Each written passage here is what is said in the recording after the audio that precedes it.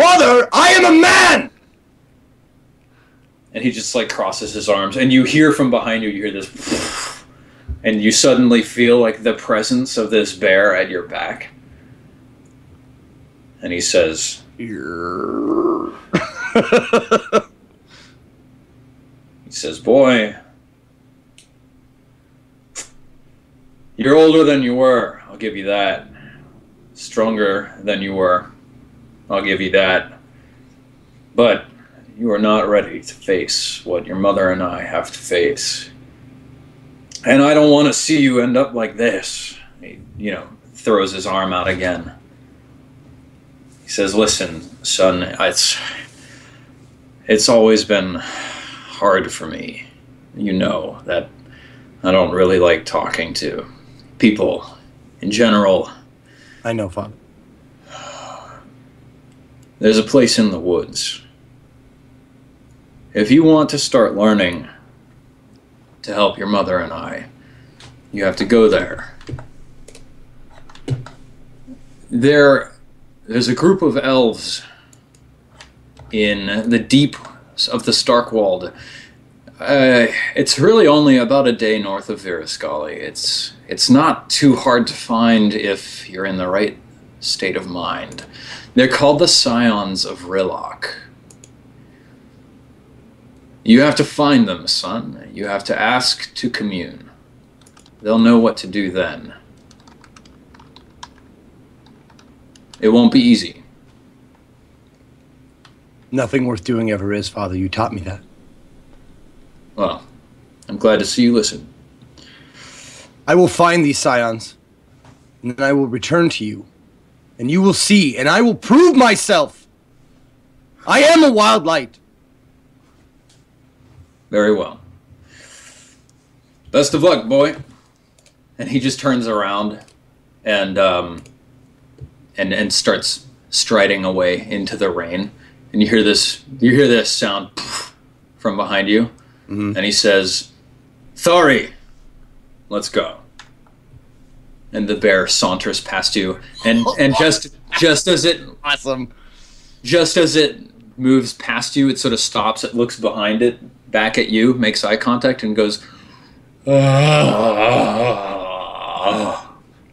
then turns around and leaves. Awesome. That's so awesome. I love it.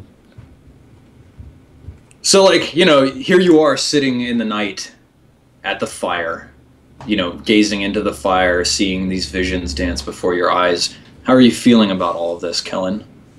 A little melancholy, because I wish I would have told my dad to give my love to Mom, but I was gonna do that, but I decided I couldn't stop him from walking away.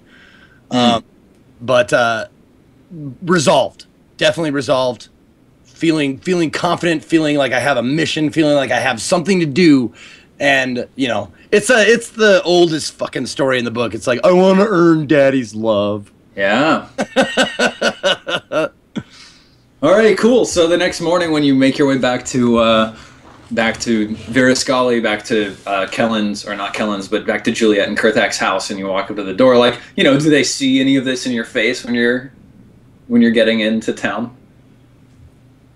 Maybe just traces of it, but more of it's just happy to have a goal, have something to accomplish. Cool. Yeah. Right on.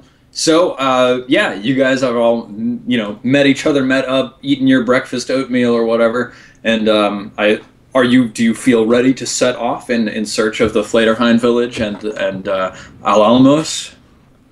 Did Kellen give me my clothes yet? Yes. I think, okay, so where we stopped, just knocked on the door and I was on the way up, right? Yeah. Okay, cool. Perfect. Yep. Say, well, here, I've traded Deer Haunch for these clothes, because not necessarily out of the goodness of my heart, but because you're no good to us dead. So here, try them on. How do they fit?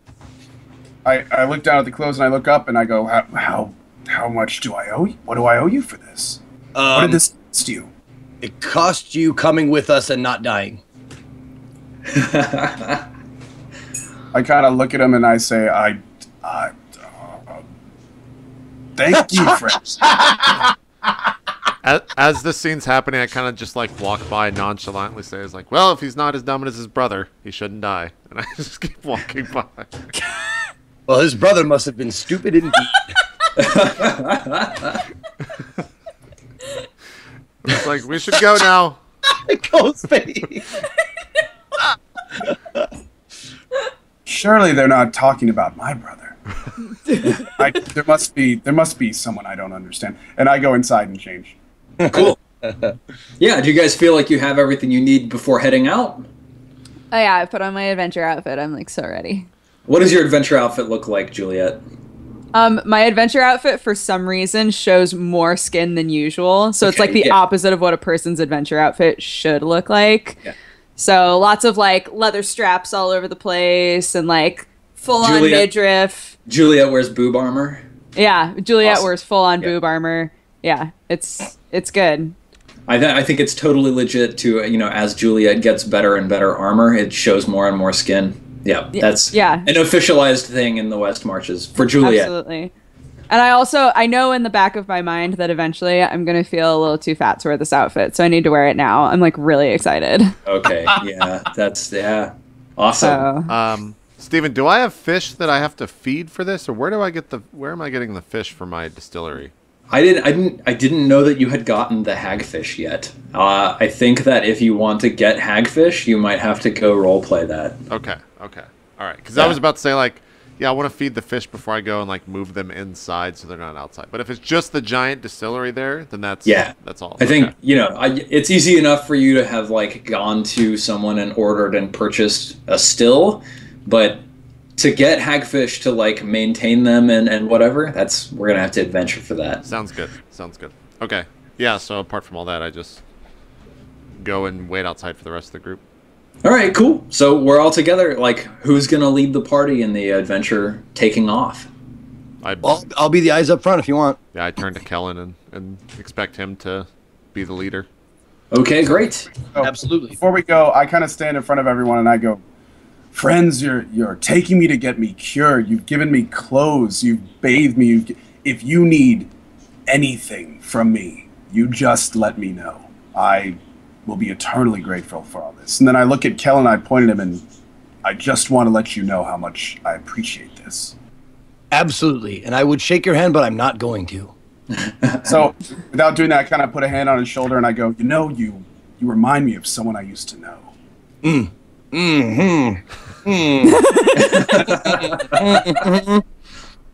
then I kind of tug on his shirt and I say, come down, lean down. I can hear you fine. No, come. And I kind of tug on his shirt. Come down, come. Okay, come down. At this point, I open my palm and I put it on his face, on the side of his face. When he does that, can I grab his arm like in mid transition to do that, Steven? Sure. Are we gonna have some PvP over whether or not? No, I just want to grab his arm and be like, "Do not touch my business partner." Like, put it down, put it away. So I'm outreached arm to Kellen with Kurthak's arm on mine, and I just kind of look at him and I go, "I'm not contagious." That's what they all say. And I just like, did you have something to say? We can say it quick and then go. Just thank you. You're very welcome. That's all that needs to be said about it. All right, let's go. Oh my God, what are you guys doing? Juliet has a great idea. Let's go. All right.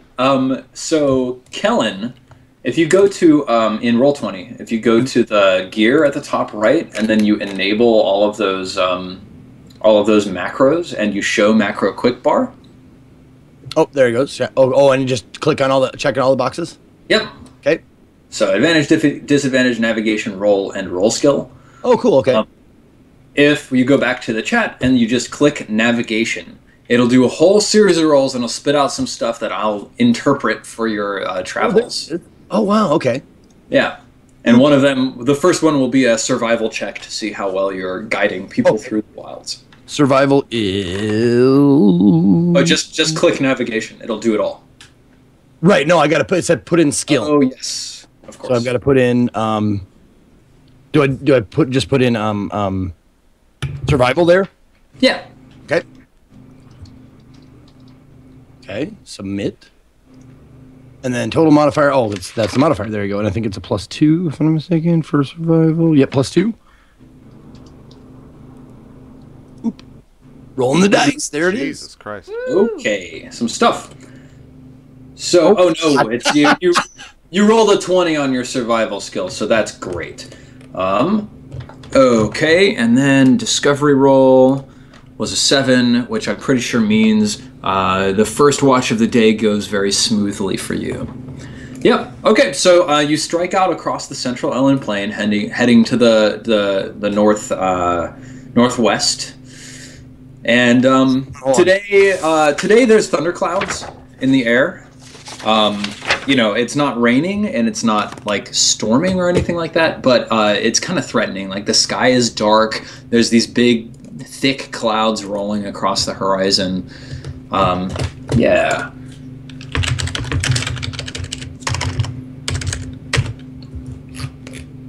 Yeah, you know, you hear a couple like booms of thunder off in the far distance. So yeah, like after about 2 hours, you make your way to the edge of the Starkwald, and Kellen, you feel quite positive about your ability to find directions. Like, you know, you're testing the wind, and you're like dropping like dust through the air and stuff like that. You're seeing the way the clouds are moving on the sky, and you guide the team unerringly away. Let's see. About like an hour through your adventure or through your travels, you see something. Let me tell you what. I didn't realize how many rolls actually went into that navigation thing. Yeah. Holy crap! Because I only saw the last 3, and I was like, I rolled a 1 on a 20. No. That's different. All the way at the very top. Feature or whatever. Yeah. Okay. Cool. That's awesome. I love it. Yeah. So yeah, like you're heading northwest out of town, and after about an hour's worth of traveling across the plains, you see in the distance the forest on the horizon. But fairly near you, you see a low mound with like a wrought stone entrance that's rising out of the hill on the southeastern side of the mound, and there's mist that's steaming off of the mound. Kurthak, I think you recognize this place. I was going to say, I've been there too, right? Juliet. Yep, exactly. Like, fuck that, I'm not going in there. it's some kind of ancient elven tomb that the two of you visited, you know, a month ago or something like that. Yeah. And we noticed. So I stop. Look over there. Look over there.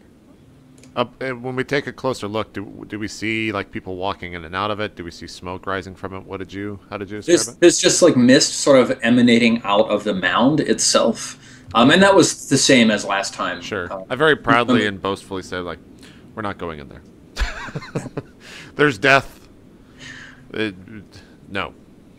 I can live with that. That's not even where we're going. So fantastic. Let's give it a wide. Pointing it out. Don't go there. Death awaits you. It's bad. Awesome. So you guys head on, continuing into the Starkwald, and as soon as you enter the forest, like the light goes very dim. Now it's just dim lighting, and the trees are all dark green, and they've all been like with the thunderclouds above. Everything has this sort of like the light has a green cast to it. So like this, it's like roots twisting everywhere. It's a very dark and dense forest that you've gone into. Let me see. Now that's what I'm looking for. Excellent. Okay, yeah, like you make your way for another like 2 hours or so until it's about lunchtime. You settle down to like have some rations, and then you guys head off again, striving for the northwest. So Kellen, give me another navigation roll.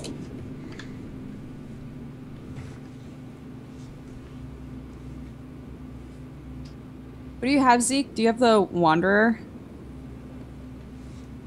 The background? As his skill? Yeah, he's the...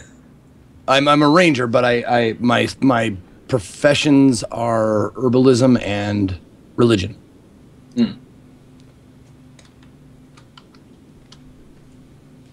Okay. Dang, you got another 20 on your survival skills. Sweet. Yeah, awesome. So... Oh, I'm guessing I don't have to put the plus sign in there, do I?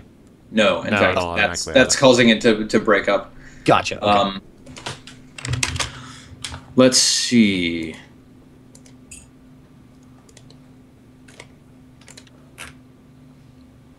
Yeah, okay. Yeah, the rest of the afternoon progresses fairly, freely. Nothing strange happens. You encounter no specifically unique sort of locations in the forest. Everything moves smoothly. So, and all the while, of course, I'm like, making little traps for rabbits or hunting whatever I can find around there. Give everybody some meat to eat or whatever. Yeah. Okay. So, it's evening time, and sort of like maybe 2 hours ago, you guys entered a part of the forest that's even denser and darker, and you had to spend time like cutting your way through brambles and like shoving aside like thick woody bushes that were obstructing your path. Mm-hmm. And the sounds here are all almost muffled. It's like it's almost like how it feels when you're out in the snow. And there's just like that perfect quiet from like the snow that's absorbing all of the sound everywhere. It sounds like that in the forest as well. There's no sound of like birds singing or anything like that. It's just a very quiet, almost oppressive, dense forest that you've entered into. Now, considering I mostly lived out in the forest and stuff like that, this is not normal. Or is it normal? Or is it just one of those times that's kind of like a magical time where that just kind of happens? It's not like a magical time. It's more like the place that you are is denser and more overgrown, and like maybe animals are trying to avoid it or something like that. Give me a survival roll if you want to like know a little bit more about it. Sure. Or actually, give me a nature roll. Perfect. I also want to tell you, Stephen, just so you know for future.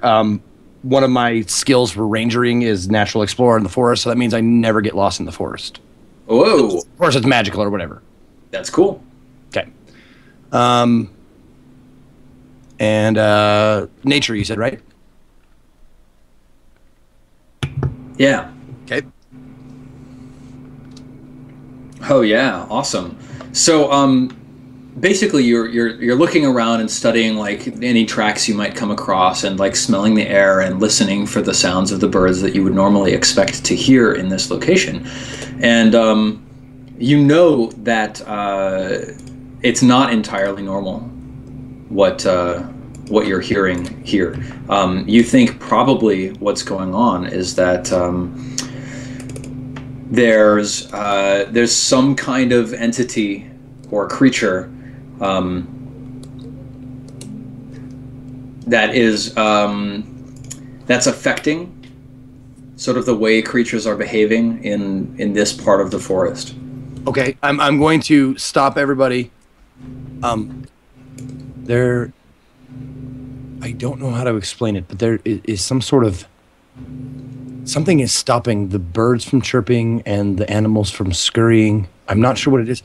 Can any of you hear anything? Can we hear? We can hear each other fine. Yeah. Okay. Can I perceive? Can I make a perception test or something? Totally. Yep. Absolutely. Roll it up.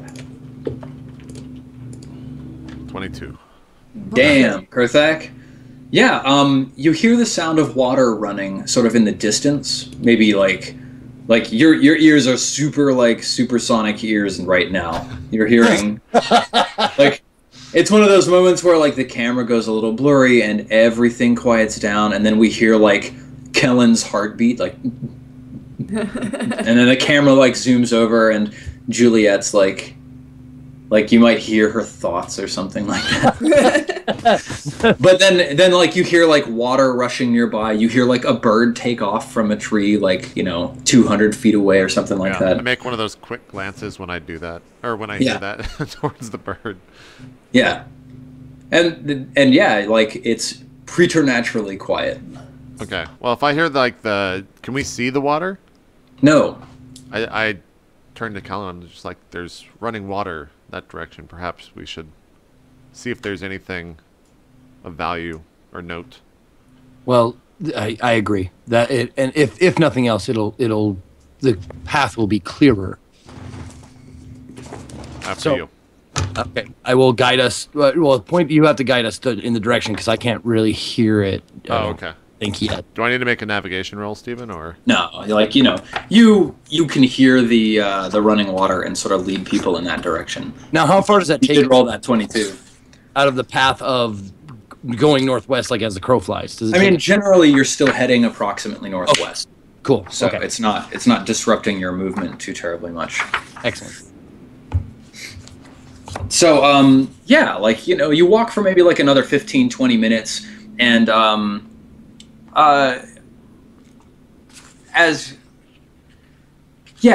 like you start getting this just general unsettled feeling because you're not hearing anything, you haven't seen any creatures yet, but generally nothing weird has happened, right? So you break through a strand of trees and cut through some thorn bushes and find yourself overlooking the bank of a river that's flowing through the forest here. And all along the river are willow trees, just like bent over and with their leaves sort of like a couple leaves are dropping into the water and sort of like riding the river south. So it's kind of flowing, a sharp left from the direction that you're currently traveling. Okay, there's no signs of like disease or like bad shit around the river or anything. You don't see anything that calls that out to you. Okay, no. Cool. Now, if we follow along the river, is it going to take us it's going to take us in the wrong direction? We actually just have to cross river to keep going to our destination. Like for right now, and I think like you haven't visited this river before, so there's no easy way for you to know like whether or not it would go to where you need to go. Right.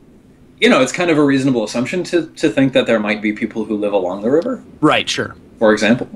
But you don't know. Yeah. Okay.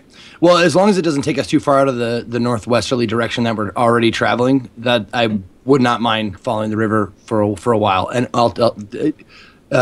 we may want to follow this river. It may lead to our destination because a fresh water source and all that. Yeah. Absolutely. Okay. It's getting pretty late. Like it's evening, things are getting quite dark. Like especially for you, Kellen, it's starting to become the limit of what your eyes can handle at night. Okay. I suggest we make camp here. Yeah, I'm like so tired. Oh my god. Well, those lovely shoes probably aren't helping. Yeah, do you like them? And somebody like perked up again. Aren't they cute? Oh my god. I adore them. They are fantastic. I told you, Kurthak. I look over to Shaldrick.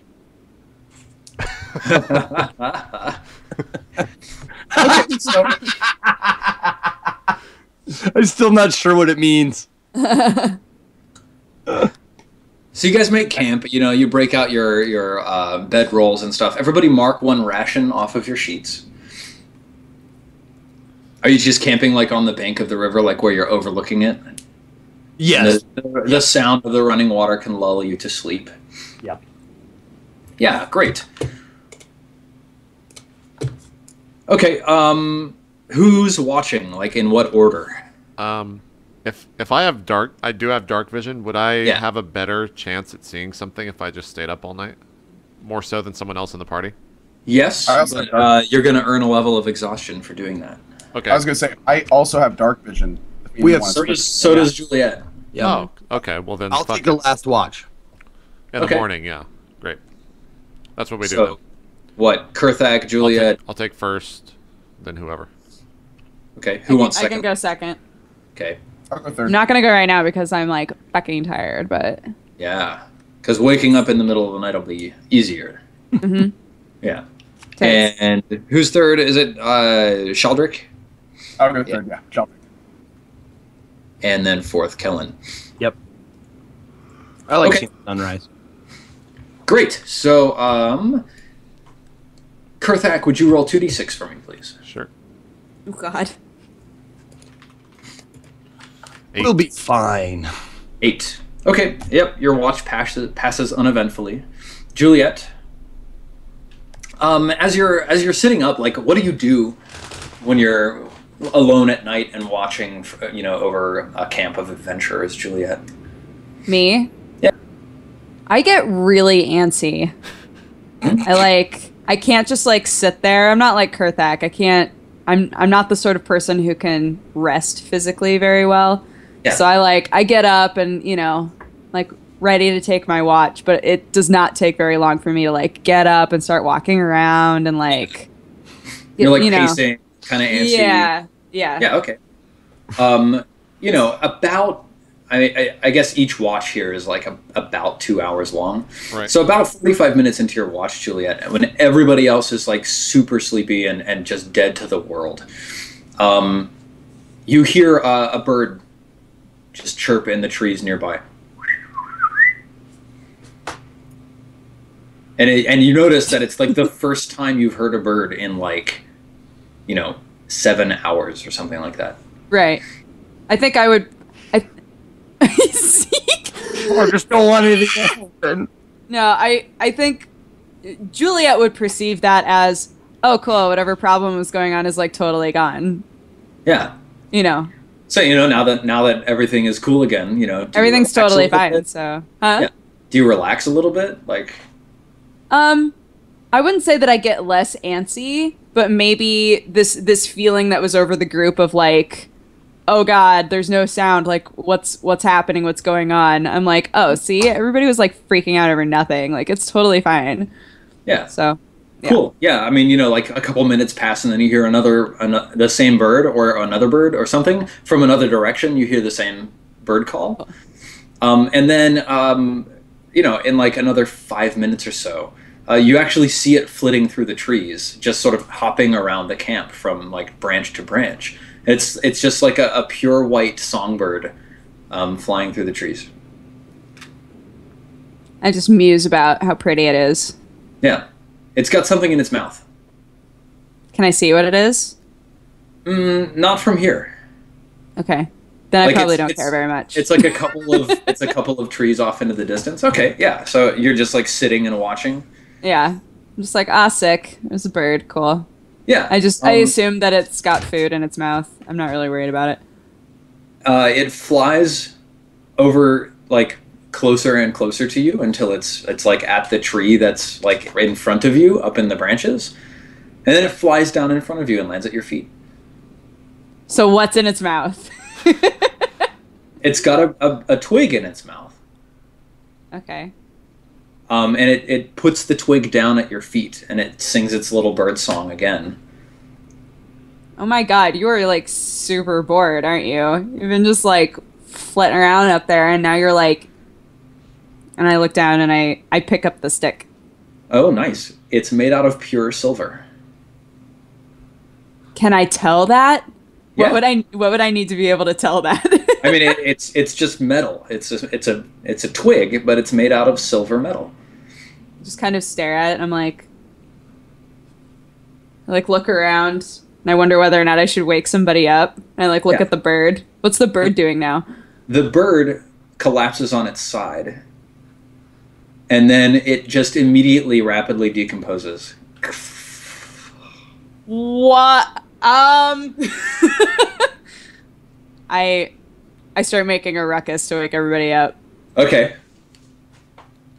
What do you do to wake everybody I'm still up? like holding on to the twig like this, and I'm like, hey, something like really weird just happened. Anybody, and I like kick at Kurthak a little bit. I don't want to kick anybody else, but I kick at Kurthak. Yeah. Kurthak, Juliet's kicking you in your side in the middle of the night again. Yeah, I just I'm just like, oh, what? Yes. There was a bird. No, there was a bird, and it flew down. Juliet, oh my we're God. in the forest. It was Birds tend to be here. There was a bird. And I look at Kellen. I'm like, there was a bird. Elf Salt, are you? Oh. Sorry. Well, I'm having a dream. Okay. You've so there was the camp now. Here we go. So there was fun. this white bird. Would you shut up? Oh my God. There was this white bird, and it was floating around, right? And I was like, oh my God, it's a bird, which we haven't seen any birds, right? We were all freaked out, and then the bird showed up down here, and then it dropped this, and I show it to him, and then it just fell over and died. There's still a bird-shaped mound of rot with feathers all around it. I point at it. The stick down. Put it down now. Put it down. Down. But what if I? But what? But wait, hold on. But wait. What if I put it down and then I die? Put the stick down. I look at Kurthak. What if I put the stick down and I die? At this point, I see. Well, go ahead, Ko. Okay, go. I think we both make the same action at the same. Are we both making action at the same time? But what do you do? I get up and I just kind of look around, and I'm clearly just woken up. I just go, "What in the hell is going on?" At this, okay. When he does that, I realize that Kellen is really distraught by the whole situation, and I deathly look at Juliet. I'm just like, put the stick down. So I go, wait. Okay, but if I die, you're gonna be real fucking sad. Did the bird die with a stick in its mouth? No, I put the stick down and then it died. It dropped it and then died? Yeah, so what if I drop it and then I die? Hold on to the stick. I'm holding on to the stick. Juliet, hold on to the stick. I didn't know. It was just real pretty, and it yanked me, and then it died. I didn't know. I picked it up before it died, though. If I may, calm down. Yeah. Yeah. The bird dropped the stick and then disintegrated. I gestured to the bird. I thought the bird disintegrated while the twig was still in its mouth. That is not correct. Okay. No. Keep the stick. Let me look at it. I put my hands behind my back so I don't, touch it. And I will examine the stick. Okay. What kind of skills are you calling on for your examination of this stick? I'm going to go with, let's see here. I'm going to go with medicine. Okay. Yeah, give me a medicine roll, and I'll tell you what you know. Herbal, whatever, hoodoo on it. Okay. And that is a plus. Hold on. Come here. Oh, why are you not doing what I ask you to, please?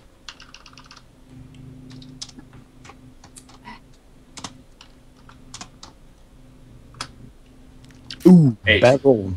Okay, yeah, your knowledge of medicine doesn't actually tell you anything about this stick. It just looks like a normal stick made out of silver metal. But we should take a break, and when we come back, we'll find out what happens to Juliet. Okay. What if I just eat it? Right, then I won't put it down until I poop it. Eat the stick. So you'd have 3 days, or at most. Okay. We'll find out what happens after the break, guys. More roleplay coming up right after this. We'll see you guys in just a sec.